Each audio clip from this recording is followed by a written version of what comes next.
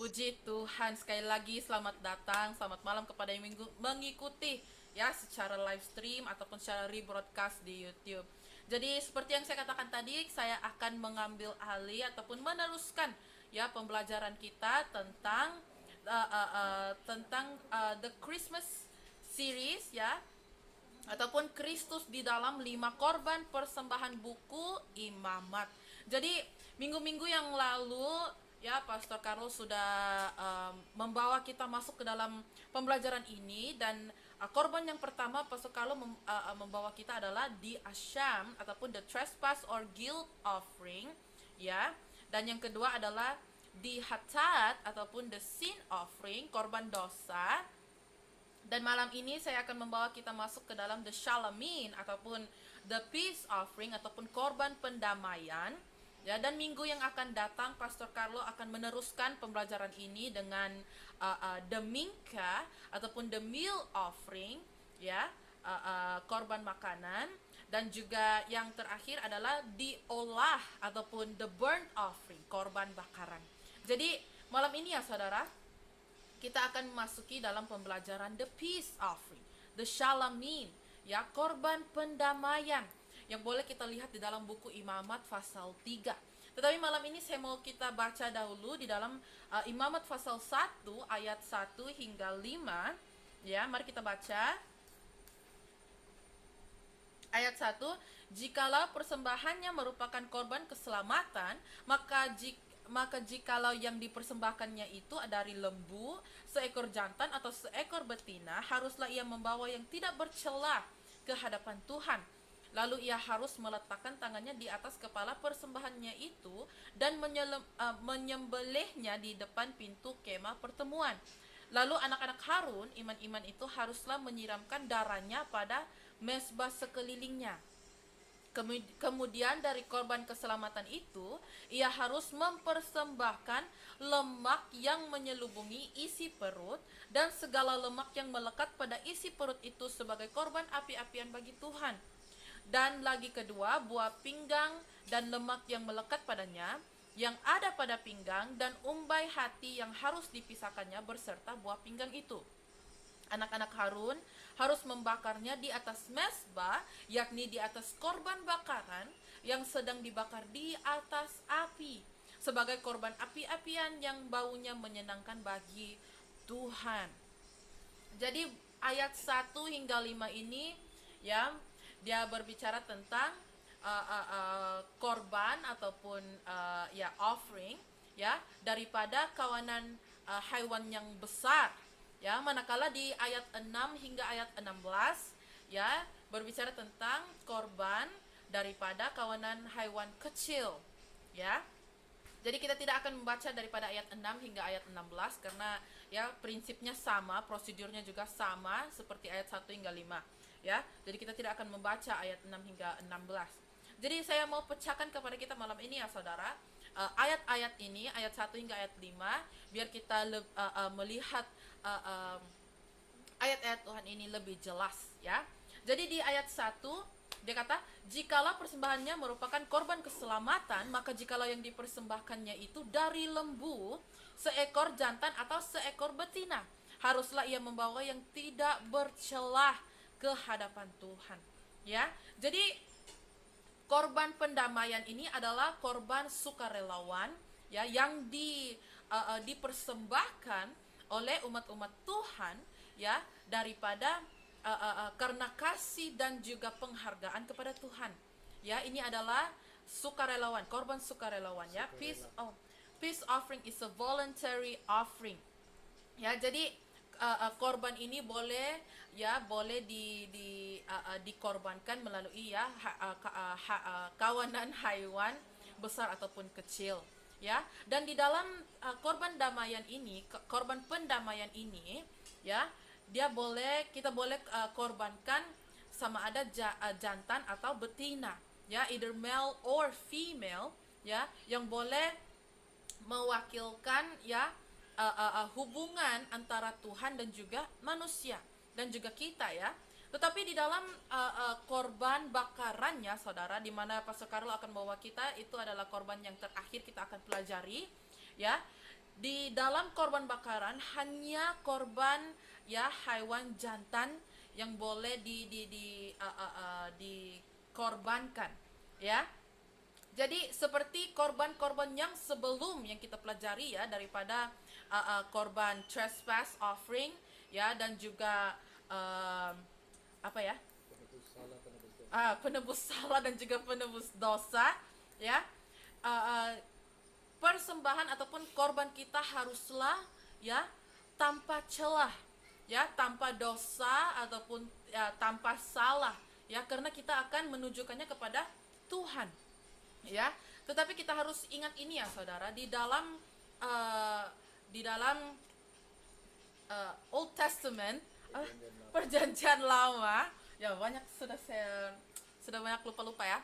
Perjanjian lama ya, korban hewan tidak akan boleh mengambil dosa kita ya saudara, ya, tidak boleh menghapus dosa kita ya. Saya ada direct in ear translation di sini ya karena Pastor Carlonnya di sini. Jadi tidak boleh ya, korban hewan ini tidak boleh menghapuskan dosa kita ya, tetapi ini hanyalah prosedur sementara ya, sementara di mana dia menutupi ataupun ya, it temporarily covers the sin, dia menutupi dosa kita, prosedur sementara untuk menutupi dosa yang memberi persembahan itu ya, karena darah Tuhan Yesus ya, hanya darah Tuhan Yesus yang boleh menghapuskan dosa kita daripada bumi ini, dunia ini. Kita baca dalam buku Yohanes pasal 1 ayat 29, dia mengatakan, lihatlah anak domba Allah yang menghapus dosa dunia. Ya. Jadi kita jangan kita pikir korban hewan itu boleh membantu kita untuk ya menghapuskan dosa kita ya. Kalau hari ini kita berbuat dosa, kita akan berikan korban hewan kepada Tuhan karena ya kita baca dalam Alkitab ya boleh menghapuskan dosa kita. Bukan ya saudara, bukan. Ya, itu hanyalah prosedur sementara. Ya, itu adalah hanya sementara untuk menutupi dosa kita ya, karena hanya darah Tuhan Yesus yang boleh menghapuskan dosa kita. Amin. Di ayat 2 tadi ya, mengatakan lalu ia harus meletakkan tangannya di atas kepala persembahannya itu dan menyembelihnya di depan pintu kemah pertemuan. Lalu anak-anak Harun, imam-imam itu haruslah menyiramkan darahnya pada mezbah sekelilingnya. Ya, di sini saya pecahkan ya saudara.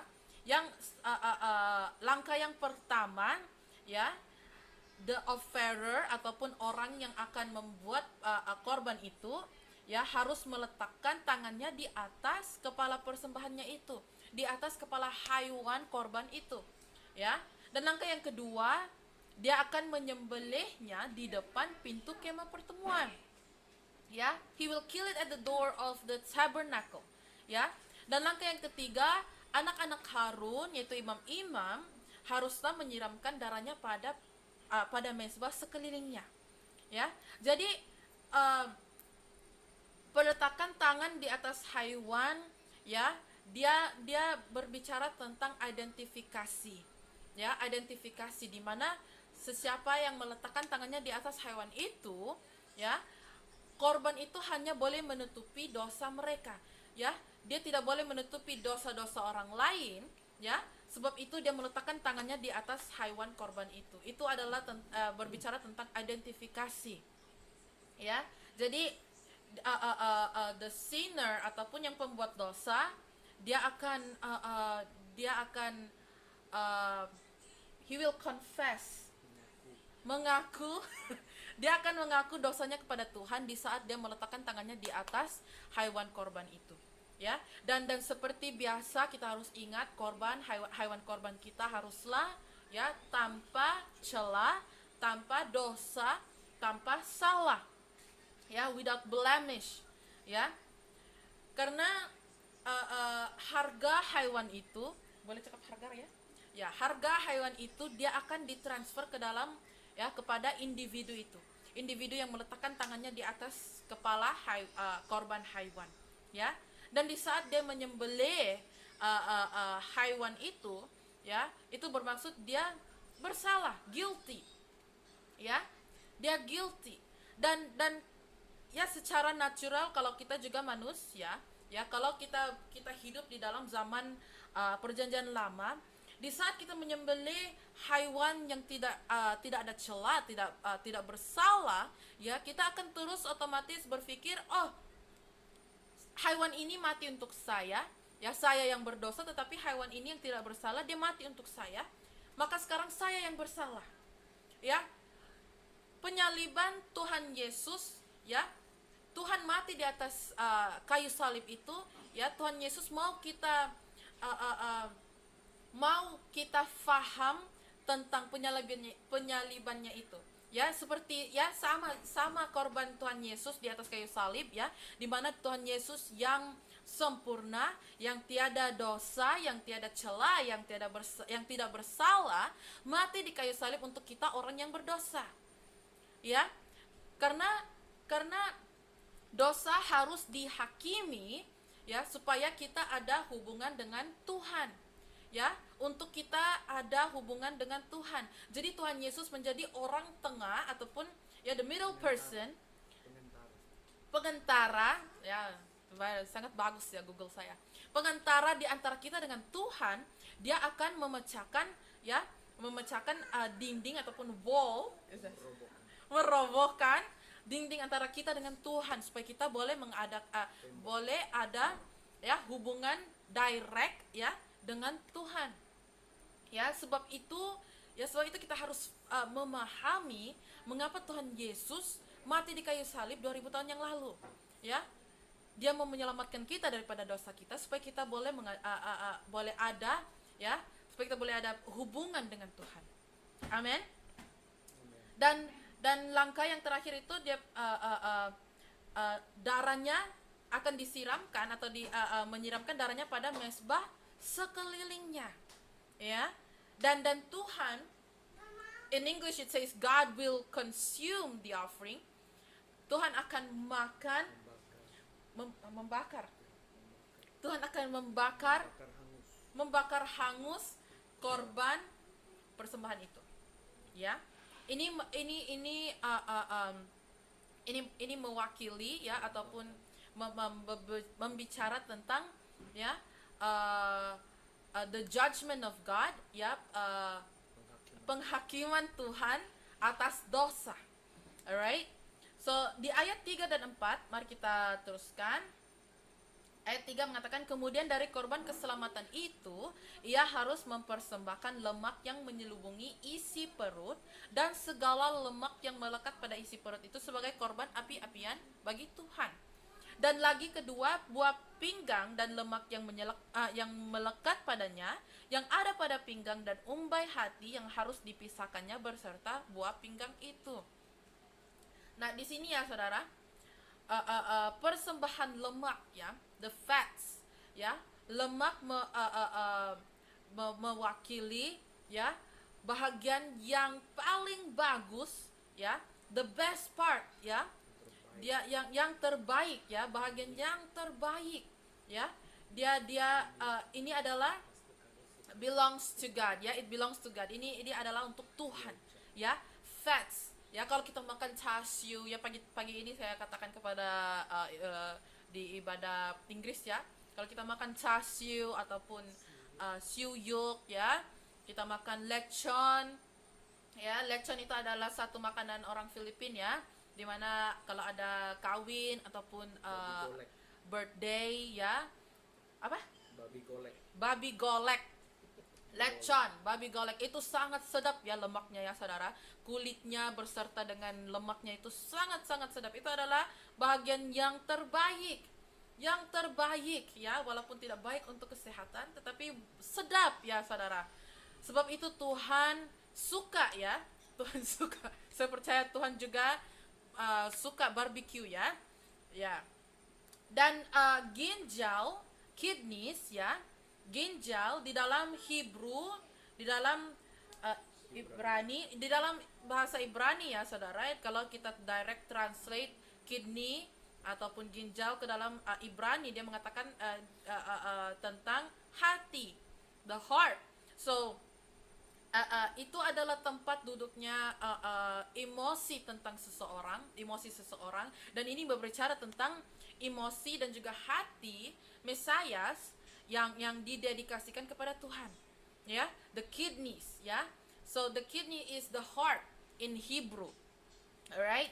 Nah, ayat 5, anak-anak Harun harus membakarnya di atas mezbah, yakni di atas korban bakaran yang sedang dibakar di atas api, sebagai korban api-apian yang baunya menyenangkan bagi Tuhan. Nah, saya katakan ya saudara tadi ya, the fats ya, itu sangat wangi ya kalau kita barbecue ya. Saya percaya kita semua ada barbecue ya sebelum ini. Kalau kita barbecue ya sangat wangi ya, sangat wangi. Dan kita harus lihat di sini ya, di mana korban pendamaian ini dibakar atas korban bakaran, diolah ya, dia akan dibakar di atas korban bakaran ya, dimana kita akan mempelajari nanti dengan Pastor Carlo. Jadi jangan lupa, jangan kita ketinggalan ya pembelajaran minggu yang akan datang ya.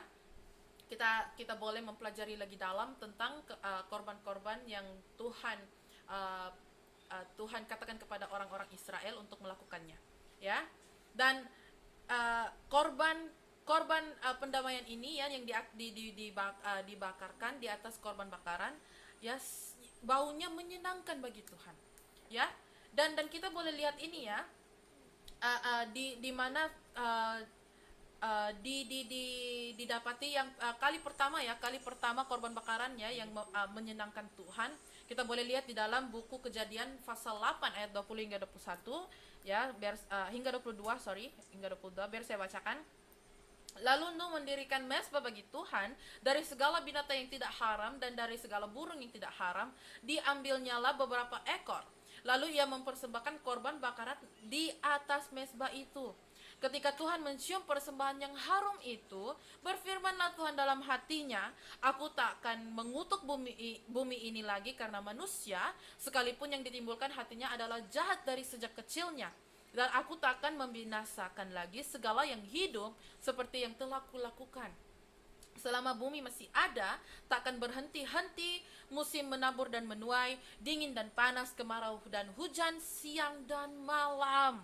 Ya, karena persembahan korban bakaran yang Nuh lakukan, yang Nuh persembahkan di atas mezbah itu, dan baunya sampai ke hadirat Tuhan, sampai kepada Tuhan, dia mencium persembahan itu, lalu Tuhan terus berhenti untuk ya membinasakan lagi, mengutuki bumi ya. Tuhan berfirman dalam hatinya ya, begitu indahnya, begitu ya, it's so amazing how this sacrifices ya speaks to God and give us this promise from God, right? Jadi di dalam Imamat 3 ini memberikan kita langkah-langkah ataupun ya instruction tentang korban damaian ya, the shalamin ya, yang mana berbicara kepada kita tentang menuju kepada to the one that is to come, kepada yang satu yang akan datang ya, Yesus, orang yang sempurna, dan hanya dia yang boleh meredakan what was that? Kemurkaan Tuhan, murka Tuhan, dan juga kehakimannya, penghakiman Tuhan, dan membawa damai di antara Tuhan dan juga manusia.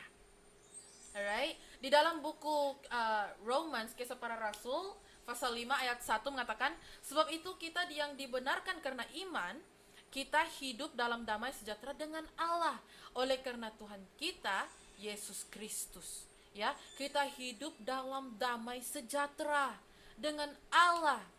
Ya, karena Tuhan Yesus ya. Di dalam buku Efesus pasal 2 ayat 13 hingga 14 mengatakan, tetapi sekarang dalam Kristus Yesus kamu yang dahulu jauh sudah menjadi dekat oleh darah Kristus. Karena dialah damai sejahtera kita yang telah mempersatukan kedua pihak dan yang telah merubuhkan tembok pemisah, yaitu perseteruan. Amin. Kita paham ini ya saudara, karena Tuhan Yesus kita ada damai sejahtera dengan Allah. ya. Dalam buku Imamat ya, Imamat 3 ayat 17 mengatakan, ini English. Inilah suatu ketetapan untuk selamanya bagi kamu turun-temurun di segala tempat kediamanmu. Janganlah sekali-kali kamu makan lemak dan darah. Ya, in English it says it shall be a perpetual ataupun ketetapan. Di dalam Ibrani dia berbicara tentang selama-lamanya, everlasting. Ya, bermaksud ini adalah hal yang harus dilakukan oleh orang Israel untuk selama-lamanya, ya, untuk turun-temurunnya. Tetapi di saat Mesias, di saat Tuhan Yesus datang, ya, korban ini dilengkapkan atau dipenuhi oleh Tuhan Yesus. Jadi hari ini kita tidak lagi perlu melakukan korban-korban yang dibicarakan di dalam buku Imamat, ya. Tidak lagi kita perlu membuat ya korban-korban ini karena Tuhan Yesus sudah datang dan memakbulkan semuanya. Amin. Menggenapi semua ini. Alright? Dan di dalam di bawah Mosaic Law, ya, hukum Musa, ya, di dalam hukum Musa, korban-korban ini sudah dirobohkan ataupun demolish, right? Dan dihapuskan. Dan di dalam 586 AD, ya, Masehi sebelum Masehi, ya, dalam 586 sebelum Masehi, ya, Tuhan menghantar orang Babylon untuk merobohkan atau menghapuskan, ya, memusnahkan Jerusalem dan juga, ya, temple-temple, what is temple? Bait Tuhan. Bait Tuhan. Rumah Tuhan. Oke? Dan selepas itu di dalam 70 sebelum Masehi, ya. Selepas Masehi, you said sebelum Masehi. Alright? Selepas, ya, saudara, AD. Alright.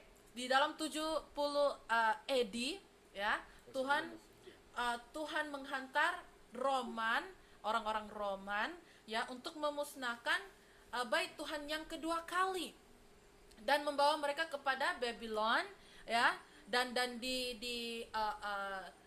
what is captivity? Menjadi tawanan selama 70 tahun, ya, saudara. Dan di dalam masa itu, ya, tidak ada pun sebarang korban bakaran ataupun korban apapun yang dilakukan, ya, karena semua ini telah dimakbulkan. Korban-korban itu semua telah digenapi oleh Tuhan Yesus saat Tuhan Yesus mati di kayu salib 2000 tahun yang lalu, ya. Jadi sehingga Tuhan datang, ya, tidak ada lagi korban-korban itu. Ya, di dalam Mazmur 85 ayat 9 mengatakan, sesungguhnya keselamatan daripadanya dekat pada orang-orang yang takut akan Dia, sehingga kemuliaan diam di negeri kita. Kasih dan kesetiaan akan bertemu, keadilan dan damai sejahtera akan bercium-ciuman. When I read the English, I thought the direct translate also bercium-cium, but it actually is. Jadi, bilakah kasih dan kesetiaan akan bertemu, bilakah keadilan dan juga damai sejahtera bercium-ciuman, saudara, ya. Itu adalah pada masa Tuhan Yesus, ya, Tuhan Yesus Mesias kita datang dan mati di atas kayu salib, ya, di atas gunung Kalvari itu. Tuhan Yesus menjadi damai kita, menjadi damai sejahtera kita. Amin. Di dalam Kisah Para Rasul pasal 5 ayat 10 mengatakannya, sehingga 11 mengatakan, sebab jikalau kita ketika masih seteru diperdamaikan dengan Allah oleh kematian anak-anaknya, lebih-lebih kita yang sekarang telah diperdamaikan pasti akan diselamatkan oleh hidupnya. Dan bukan hanya itu sahaja, kita malah bermegah dalam Allah oleh Yesus Kristus Tuhan kita, sebab oleh Dia kita telah menerima pendamaian itu. Amin. Betapa hebatnya, ya, penyaliban Tuhan, ya. Di Yohanes pasal 19:30 mengatakan, sesudah Yesus meminum anggur asam itu, berkatalah Ia, sudah selesai. Lalu Ia menundukkan kepalanya dan menyerahkan nyawanya. Ya, God said it is finished. Ya, Jesus said it is finished. Sudah selesai. Ya, di dalam Kolose pasal 1 ayat 19 hingga 20 mengatakan, karena seluruh kepenuhan Allah berkenan diam di dalam Dia, dan oleh Dialah Ia memperdamaikan segala sesuatu dengan dirinya, baik yang di bumi maupun yang di syurga, sesudah Ia mengadakan pendamaian oleh darah salib Kristus. Ya, kita baca sekali lagi ya di dalam Kisah Para Rasul pasal 5 ayat 1, dia katakan, sebab itu kita yang dibenarkan karena iman, kita hidup dalam damai sejahtera dengan Allah oleh karena Tuhan kita Yesus Kristus. Amin. Karena Tuhan Yesus mati di kayu salib, ya, kita ada damai sejahtera dengan Allah. Ya, dan saya percaya saya telah kongsikan hal ini ya di perkongsian saya yang sebelum ini tentang kasih karunia Tuhan, ataupun ya kasih karunia Tuhan, the grace of God. Ya, Tuhan Yesus menjadi pengantara di antara kita dengan Tuhan, dengan Allah, dan Dia membawa damai sejahtera di dalam hidup kita, ya, karena Dia mati untuk kita, dia menghapuskan dosa kita. Jadi kita sekarang boleh ya, kita ada direct access ya, saya katakan sebelum ini ya, kita ada direct access kepada Allah. Kita tidak lagi perlu pergi ya kepada imam-imam, pergi lagi masuk ke dalam mezbah-mezbah dan sebagainya untuk mendekati dengan Tuhan. Ya, sekarang ini karena Tuhan Yesus telah mati di kayu salib, kita terus ada direct access kepada Allah. Ya, seperti kita ya, kalau kita ke hotel kita ada card access-nya ya, kita terus masuk ke dalam bilik, kita tidak perlu lagi membawa pekerja ataupun ya untuk membantu kita membuka pintu bilik kita. Ya, kita ada direct access kepada Allah. Amin. Jadi malam ini saudara, saya mau bertanya kepada kita, adakah adakah damai sejahtera Tuhan di dalam hidup kita? Ya, adakah kita hidup di dalam damai sejahtera Tuhan? Ya, kalau kita belum ada, ya tidak terlambat untuk kita mengambil ya, menerima ataupun datang kepada Tuhan dan mengambil damai sejahtera itu. Biar saya baca dalam buku Ibrani pasal 9 ya, ayat 22 hingga ayat 22. Mengatakan, dan hampir segala sesuatu disucikan menurut hukum Taurat dengan darah, dan tanpa penumpahan darah tidak ada pengampunan. Ayat 27, dan sama seperti manusia ditetapkan untuk mati hanya satu kali saja, dan sesudah itu dihakimi. Demikian pula Kristus hanya satu kali saja mengorbankan dirinya untuk menanggung dosa banyak orang. Sesudah itu Ia akan menyatakan dirinya sekali lagi tanpa menanggung dosa untuk menganugerahkan keselamatan kepada mereka yang menantikan Dia. Semua manusia akan mati. Kamu dan saya akan mati. Amin. Semua kita akan mati. Amin. Tetapi kita hanya boleh diselamatkan oleh seseorang, yaitu Yesus Kristus. Hanya Dia yang boleh menyelamatkan kita. Hanya Dia adalah penyelamat kita yang memberi ya, yang mempersembahkan ya damai sejahtera kepada kita. Ya, He is our peace offering. Tuhan Yesus adalah korban pendamaian kita. Ya, dan membawa damai sejahtera antara kita dengan Tuhan. Jadi malam ini ya saudara, ya datang kepada Tuhan, datang kepada Dia, dan ambillah damai sejahtera ini. Amin.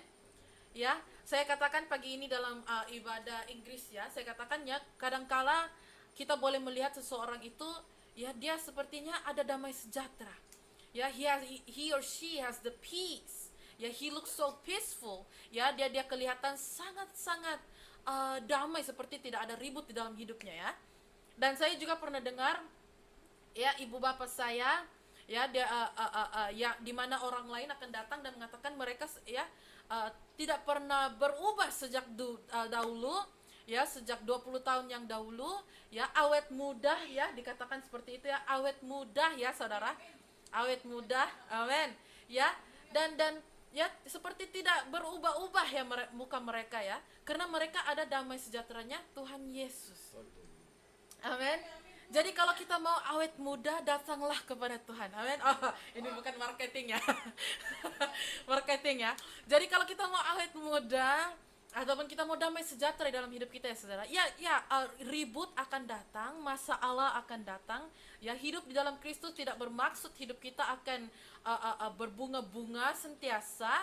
Ya, kita akan ditimpa masalah, ribut dan segalanya, tetapi jikalau kita ada damai sejahtera Tuhan Yesus, kita akan dapat berdiri teguh di dalam hadiratnya. Amin. Amin. Haleluya. Jadi jangan kita ketinggalan ya, minggu yang akan datang kita akan mempelajari tentang the meal offering, korban sajian, ya, the minka, ya, dan juga minggu yang lagi satu ya, korban bakaran, yaitu the ola, the burnt offering, ya. Pastor Carlo akan membawa berkongsi tentang korban-korban ini, jadi jangan kita ketinggalan ya. Dan saya berharap hari ini kita mempelajari sesuatu ya saudara. Kita mempelajari di mana Tuhan mati di atas kayu salib itu bukan sia-sia, ya, bukan sia-sia, dan bukan saja untuk menghapuskan dosa dalam hidup kita, tetapi juga membawa damai sejahtera dalam hidup kita. Amin.